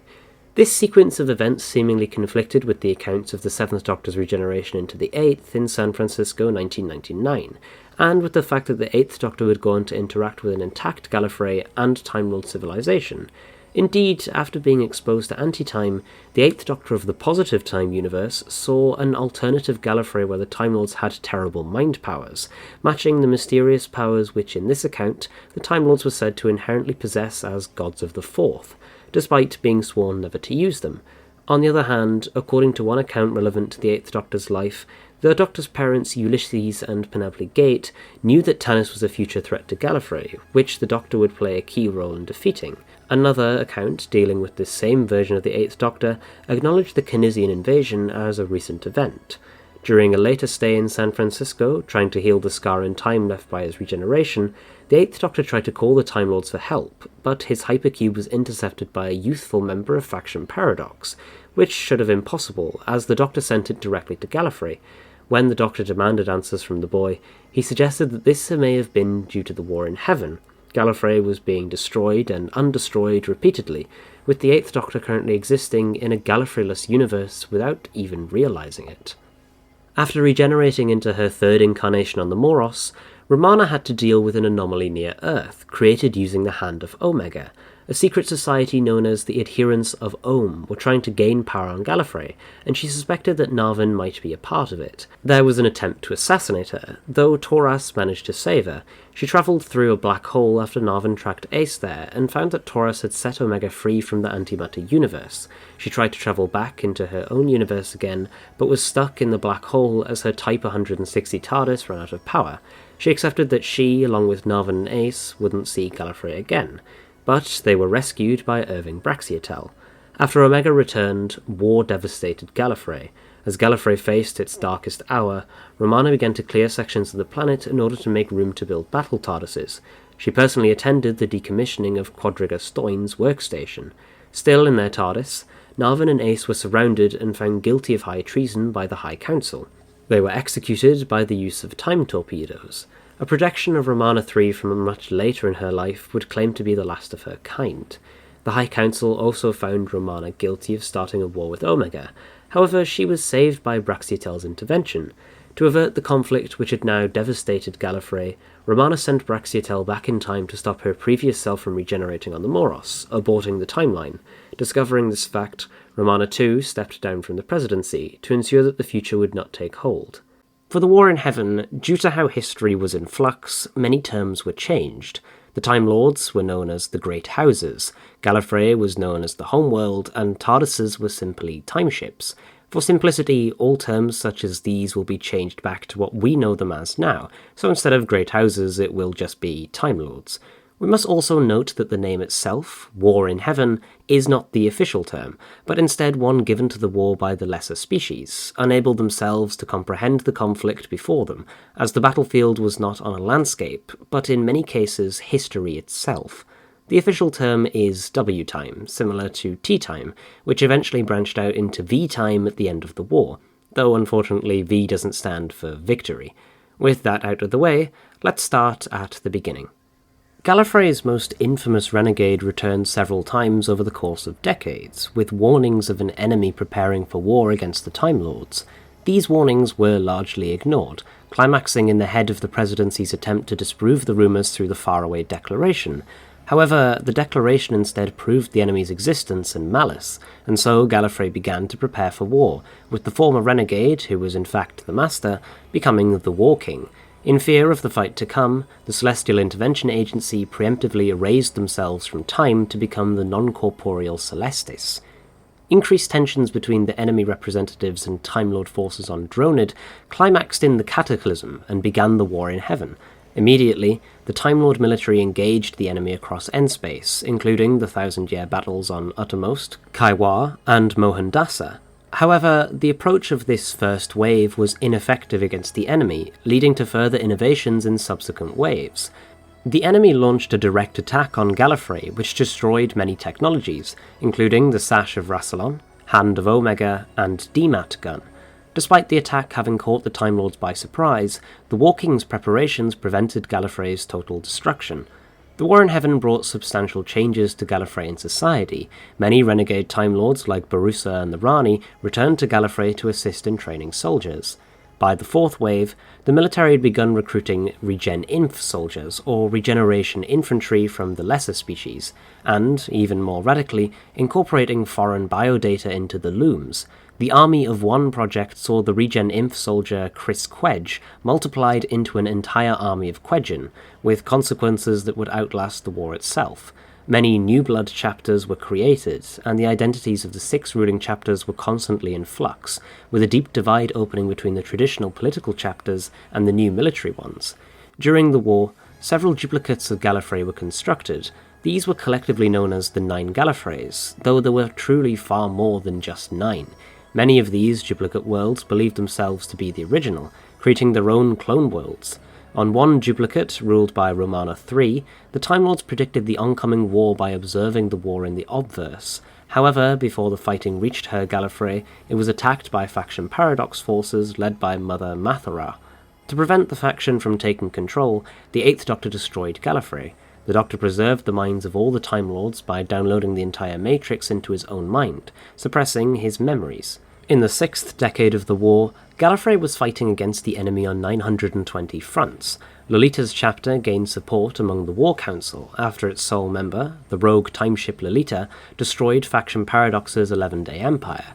She successfully infiltrated several societies throughout N-space, becoming Queen of England, President of the United States, and, after killing the War King, Lady President of Gallifrey.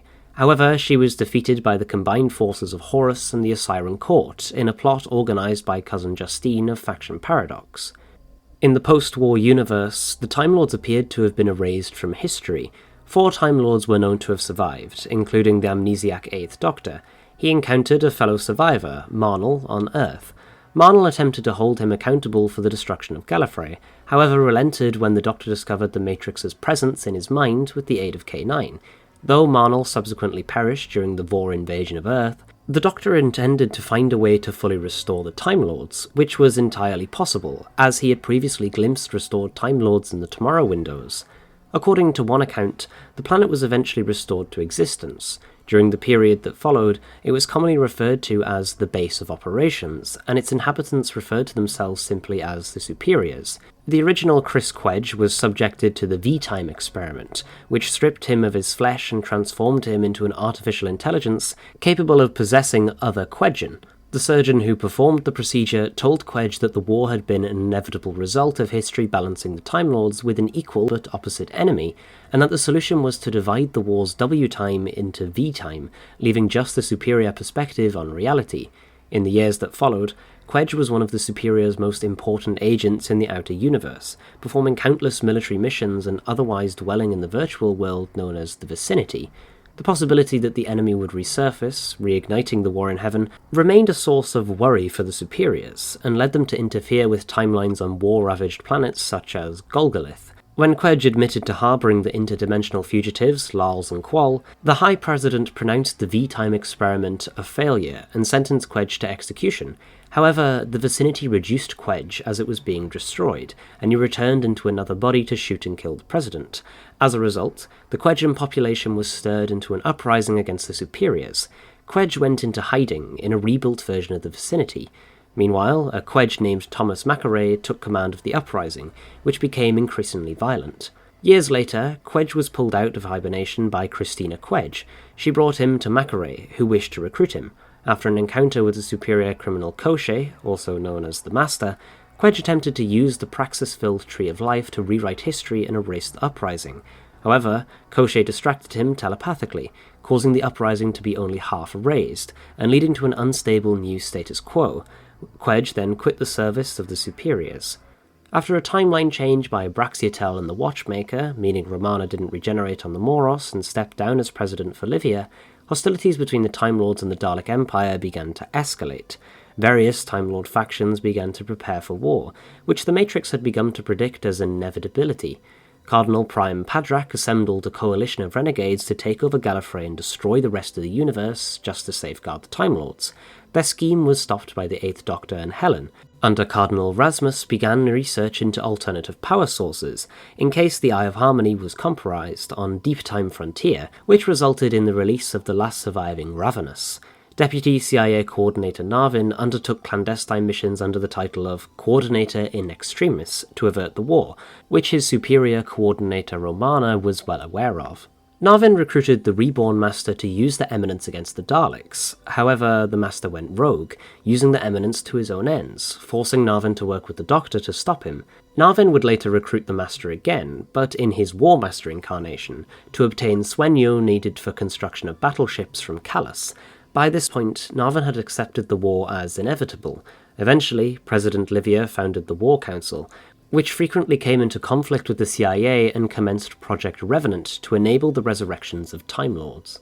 The Daleks began attacking the temporal powers, seeking to eliminate potential allies of the Time Lords. After the fall of Phaedon, President Livia called for a halt in the rivalry between the CIA and the War Council, following the CIA's discovery of Project Revenant, and, hours later, officially declared the last Great Time War against the Daleks. In the early days of the war, the Time Lords fought the Daleks at Kitol, the Spiral Firl, the Gates of Elysium, the Obscura, Ceremithius V, and Sarakasar. The Time Lords did, initially, not regard the conflict as a true war, rather a series of skirmishes. Despite the conflict dragging on, some of the High Council kept believing it was just one more battle displaying Time Lord supremacy, which would hopefully send the Daleks fleeing. The Time Lords turned away from governing established history and protecting the web of time, and instead threw all their resources into battling the Daleks and their allies. The War Council sent a reactivation signal to any surviving N-forms, and dreadnoughts, including the Septima, were assembled in the quantum yards to assault Serifia. A group of Gallifreyan children working in a munitions factory on Gallifrey were targeted by Daleks from a later point in the war, and were saved by the War Doctor from the same future time period. The Time Lords achieved victories in the Navara Cluster and the Prialus system. The War Master was commissioned by the Time Lords to create the Rage and War Seeds. He was eventually recruited directly by the CIA, however quickly went rogue. The 12 was used as an agent of the High Council, equipped with a neural inhibitor to keep her other incarnations' personalities in check. 2 months into the war, Project Revenant was destroyed by the CIA to prevent the Daleks capturing it after they invaded the pocket dimension where it was housed. However, its true purpose was served regardless, as Rassilon was resurrected by the War Council. He was declared Lord President Eternal, establishing a new regime that made Livia his Prime Minister, and dismantled the Chancellery Guard in favour of Cardinal Mantis's Interior Defence Unit. Rassilon declared that any worlds who refused to aid the Time Lords in their campaign would be considered hostile, and in the first year of the war he wiped out the Tharals, the Prophew, and the Karanju, so they couldn't threaten Time Lord supremacy. After learning that Rassilon had authorized the destruction of the neutral planet Yalsus as an example, CIA coordinator Romana attempted to assassinate him via the Sicari incursions. She failed, though forced him to regenerate, and was exiled from Gallifrey with her deputy Narvin, with the CIA being subsumed into the IDU. After his regeneration, Rassilon largely distanced himself from the running of government, delegating to Livia and Mantus in the capital, and the General and Illustra in the field, and became obsessed with the idea of Time Lords ascending to higher dimensions. In the course of their campaign, the Time Lords forced alliances and collaborated with many other powers. This included old foes of the Daleks, such as the Thals, the Anti-Dalek Force, and localized resistance groups, such as those on Uzmal. The Time Lords also worked with the Nestine Consciousness, the Vord, and employed the Tharal Birok as a spy. The Doctor refused to join the Time Lords' cause, though his granddaughter Susan did answer their call to arms. Cardinal Illustra attempted to conscript him on the Moon of Tenacity, but was forced to abandon the effort when the Daleks invaded. The Doctor did occasionally work with the Time Lords away from the front lines, such as investigating Dr. Ogron, assisting the Uzmal resistance, helping Major Tamazan track down Shonath, and attempting to save Oscar's world. Over time, the Doctor's stance against his people hardened, after witnessing actions such as their occupation of Delarobia, devastation of Drakis, and bombings on Reeve. After his recreation, the Time Lords pressed the Valiard into service. Without the Doctor's morality, the Valiard won them many battles, and managed to erase the Daleks completely by turning their own superweapon against them on Grav, where the Time Lords promptly imprisoned him in a time lock. As a side effect of the superweapon, the Time Lords lost all memory of the Daleks, leaving them to decommission a war effort without understanding why they actually fought it, and their prisoner of war camps were filled with former conscripts who had surrendered after forgetting their superiors. Rassilon ordered they all be kept imprisoned, regardless of their cooperation, so the Time Lords could discover who their enemy had been. During this time, the Eighth Doctor returned to Gallifrey, also losing his memory of the Daleks, and subsequently working with the General and Cardinal Rasmus to investigate an unknown enemy, and the 12 attempted to use a Dreadshade to force her way onto the High Council. Her attempt backfired, when she reminded the Time Lords of the Daleks, restoring their memories and losing her control of the Dreadshade. The General believed that the Time Lords would now return to non-interference. However, upon taking away the Dreadshade from Gallifrey, the Doctor remembered the reason he had returned in the first place was to warn the Time Lords of the imminent restoration of the Daleks. Despite the Time Lords' efforts to prevent the Daleks' return to the universe at the Gulf of Ethan, the Dalek time strategist was able to stabilize the Dalek Empire's existence, using dimensional engineering, recommencing the Time War. After dying on Karn, the Doctor was finally convinced by the Sisterhood that he could not escape the war, and so regenerated into a warrior. After initially choosing to fight as a free agent, the War Doctor eventually fought alongside the Time Lords for centuries, including at Skull Moon and the Keska incident, gaining a reputation among Gallifreyan soldiers.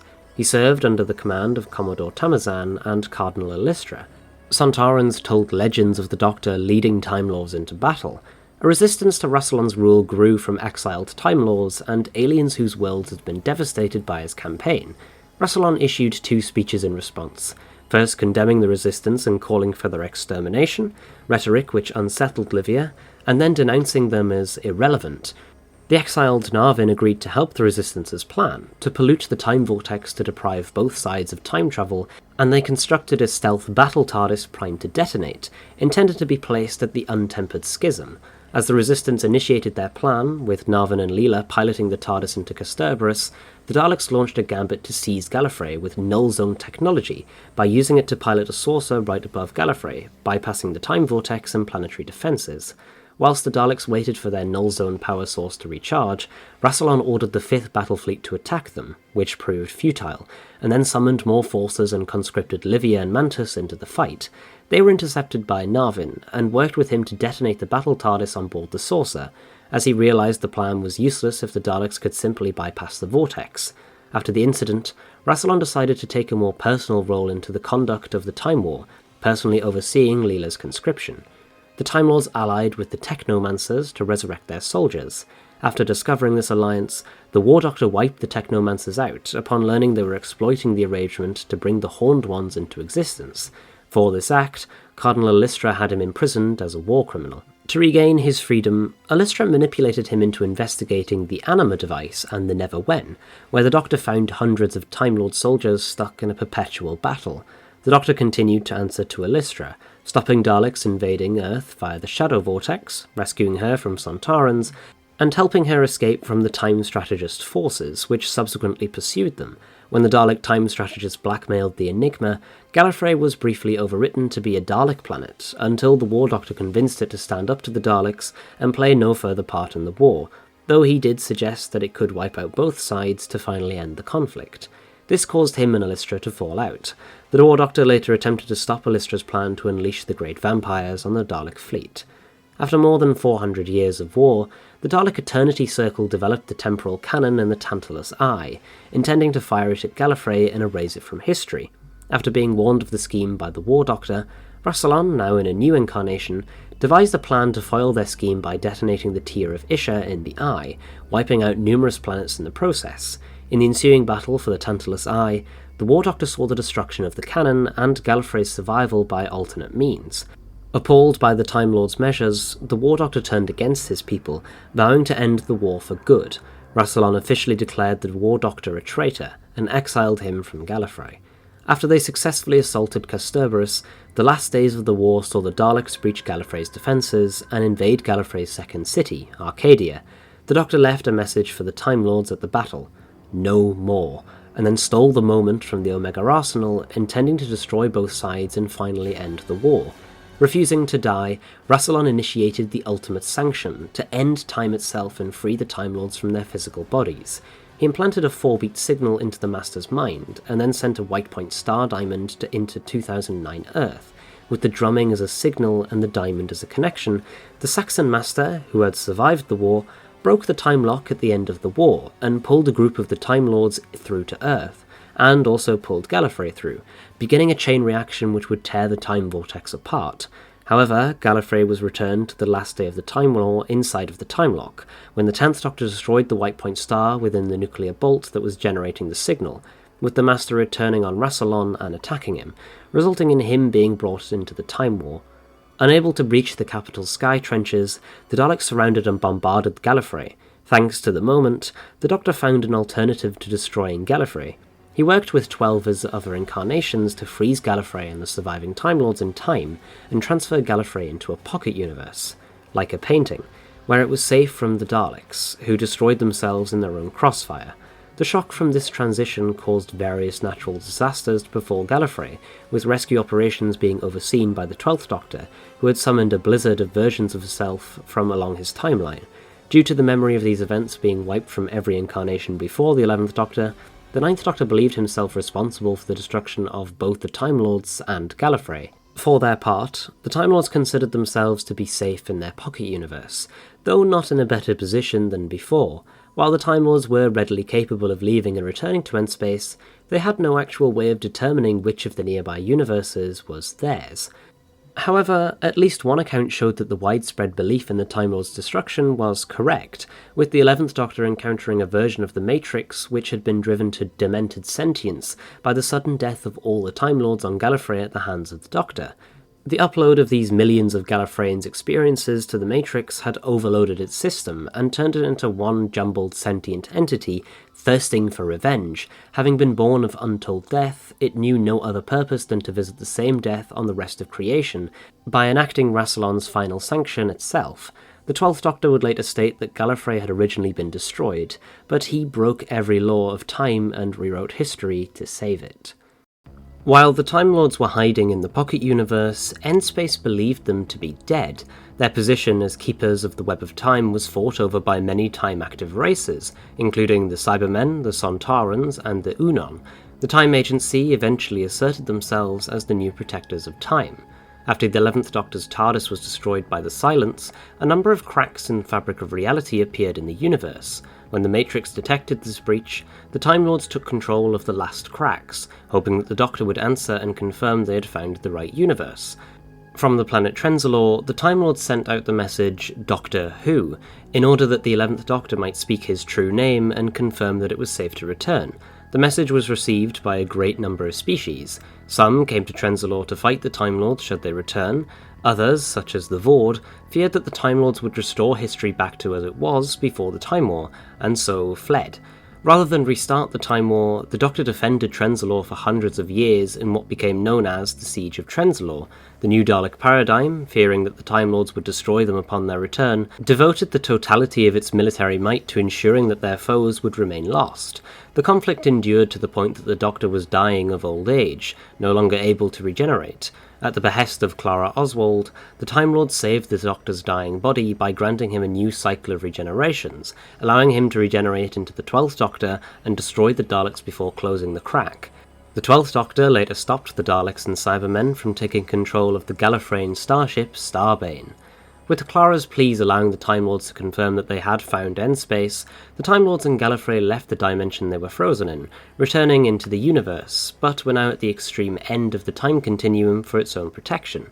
The Time Lords cured the Master of his condition, and he soon left Gallifrey in a TARDIS in what, according to him, was a mutual kicking out. Fearing that the Visionary's prophecy of Gallifrey falling would now come about by the hybrid, Rassilon sought out information on the creature. Convinced by Missy that the 12th Doctor knew of it, Rassilon engineered a trap for his rival.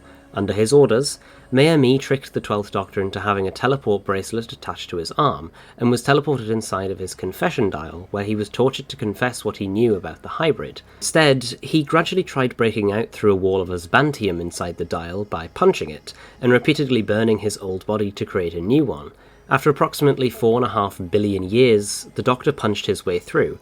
Rassilon was then dethroned from his position by the Doctor and the Time Lords, and the Doctor later ran with Clara Oswald to a later period of Gallifrey in a TARDIS.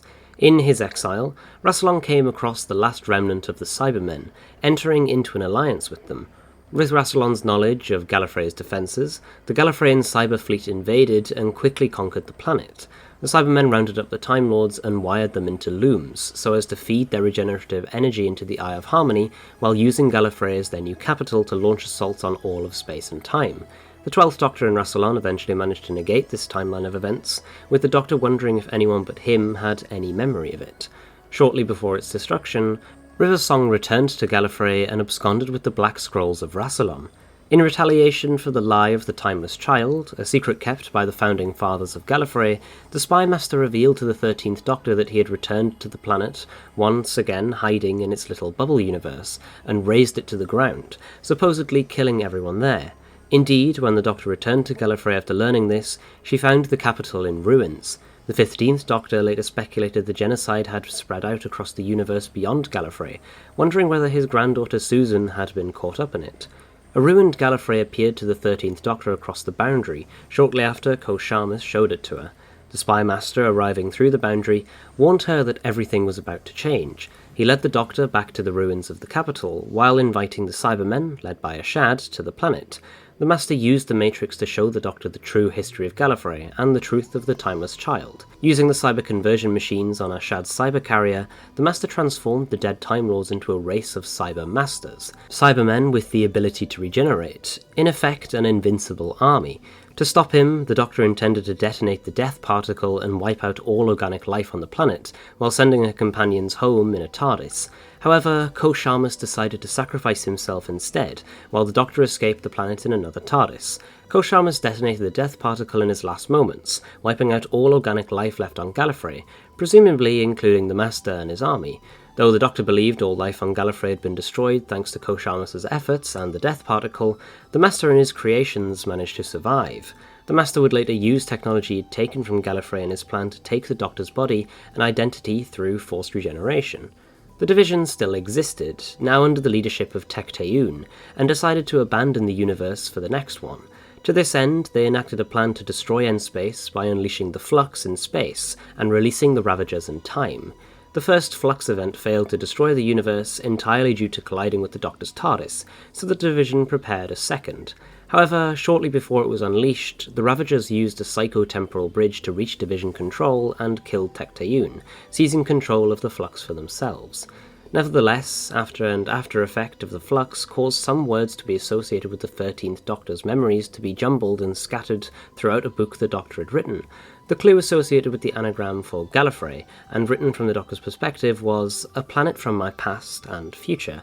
New Alexandria, the planet on which the crystal Bucephalus was located, was built in the ruined remains of Gallifrey. So was Ardeth. Christine Summerfield wrote Dead Romance in the ruins of an abandoned Gallifrey, after escaping the Bottle universe and before joining Faction Paradox.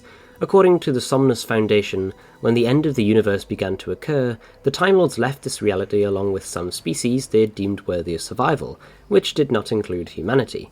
According to one account, apparently 60 billion years after 2367 AD, at the end of the universe, Gallifrey had been destroyed, and Winkle's Wonderland had been relocated there. The Divergents made an attempt to break free at the end. According to a historical account, Gallifrey and the last of the Immortals were all that remained in the universe near its end, following the loss of Utopia. 5 minutes before Hell, Gallifrey was maintained by a reality bubble, when Me was the only being left in the ruined cloisters. Me watched the stars die, and later left Gallifrey at the final moments before the universe's end with the 12th Doctor and Clara Oswald in a TARDIS after the Doctor's memory of Clara was wiped by a neural block. Clara and Me later returned to Gallifrey the long way round. Some of the stories contained within the Cheshire House were of the Time Lords. You read them when visiting the house, remember?